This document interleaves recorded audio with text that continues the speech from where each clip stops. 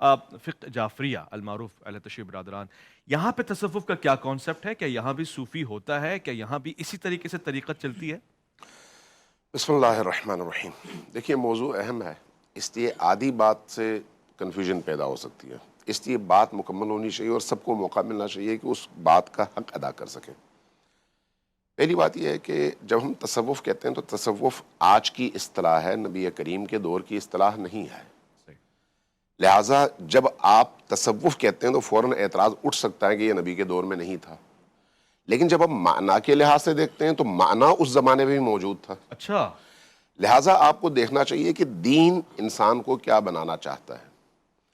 دین کی جو مشیت ہے، دین کی جو خواہش ہے، وہ یہ ہے کہ انسان کو کمال انسانی کے اس اعلیٰ ترین مرتبے تک پہنچائے جہاں تک پہنچنے کا انسان کو حق حاصل ہے اور اس میں استعداد موجود ہے، لیکن ہر انسان وہاں تک نہیں پہنچ سکتا۔ وہی پہنچ سکتا ہے جس کو اللہ رستہ کھول کے دیتا ہے اور اس کے اندر یہ ظرف اور یہ استعداد موجود ہوتی ہے۔ ہم احادیث میں پڑھتے ہیں کہ من اخلص اللہ 40 صباحا جرت ینابیع الحکمت من قلبہ الی لسانہ۔ اچھا۔ اگر کوئی شخص صرف 40 دن تک اپنے آپ کو اللہ کے لیے خالص کر دے، اللہ تبارک و تعالیٰ اس کے دل سے حکمت کے چشمے اس کی زبان پر جاری کر دیتا ہے، 40 دن کے اخلاص کی وجہ سے۔ تو یہ جو شریعت کے احکام ہیں، جتنے بھی فرائض، مستحبات، واجبات، جتنے بھی فقہی احکام ہیں، ان کی جو روح ہے وہ انسان کو اس اعلیٰ ترین مرتبے تک پہنچانے کے لیے ہے۔ عام طور پر ہم ظواہر سے چمٹتے ہیں، روح کی طرف توجہ نہیں دیتے، صحیح۔ ٹھیک ہے۔ اس وجہ سے ہم ان مقولات سے، ان اصطلاحات سے بے بہرا اور محروم رہتے ہیں۔ اب نبی کریم کے اپنے دور میں جب یہ جو اس طرح کی احادیث ہیں، ان احادیث کا آپ مطالعہ کریں تو ان کا مطلب کیا ہے؟ مثلا ایک حدیث ہے، لولا تقصیر فی کلامکم وتمریج فی قلوبکم لرأیتم ما ارى ولسمعتم ما اسمع۔ اگر تم یہ وہ نبی دیکھ لو۔ کریم نے فرمایا ہو۔ کہ اگر تمہاری زبان میں فضول باتیں نہ ہوتی کثرت سے، اور اگر تمہارے دل میں ہمیشہ وسوسے اور مختلف قسم کے خیالات پیدا نہ ہوتے تو تم وہ تو دیکھو تم گے۔ وہ دیکھتے جو میں دیکھتا ہوں، وہ سنتے جو میں سنتا ہوں۔ کیا کہتے یعنی ہیں؟ انسان نبی نہیں ہوتا، لیکن اپنے کمالات کا باطنی کمال کے حوالے سے اس مقام تک پہنچنے کی استعداد اور صلاحیت رکھتا ہے۔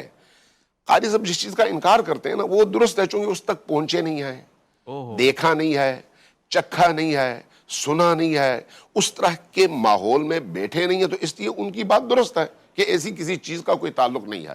لیکن جن لوگوں نے چکھا ہے وہ اس کو کیسے منکر ہو، اس کے کیسے اس کا انکار کریں؟ لہٰذا یہ دو پہلو ہیں، ایک ظاہر دین ہے اور ایک باطن دین ہے۔ ظاہر دین اس باطن تک پہنچنے کے لیے ہے، لیکن ہر بندہ نہیں پہنچ سکتا۔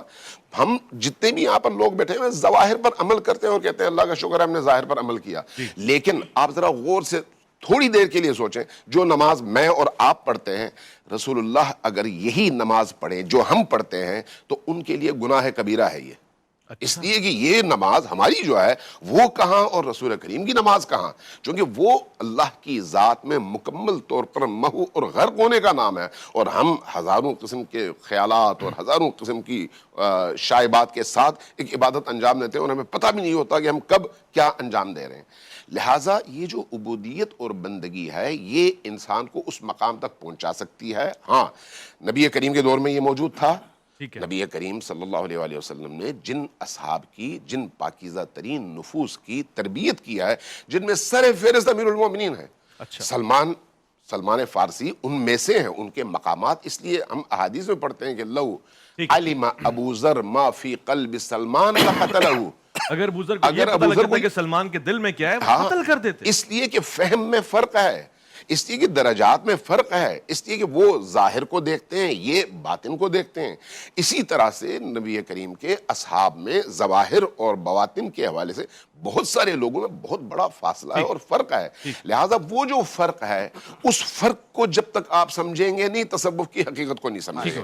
اب جو بات تصوف کے حوالے سے وہ یہ ہے کہ بات کے ادوار میں تصوف یعنی ایک خاص قسم کے حلیے کے ساتھ، ایک خاص قسم کے لباس کے ساتھ اس معنوی دین کے پہلو کو اپنانے والوں نے خاص حلیہ اپنایا، اور وہ بھی صوف، یہ جو اون کا لباس تھا اس کی وجہ سے.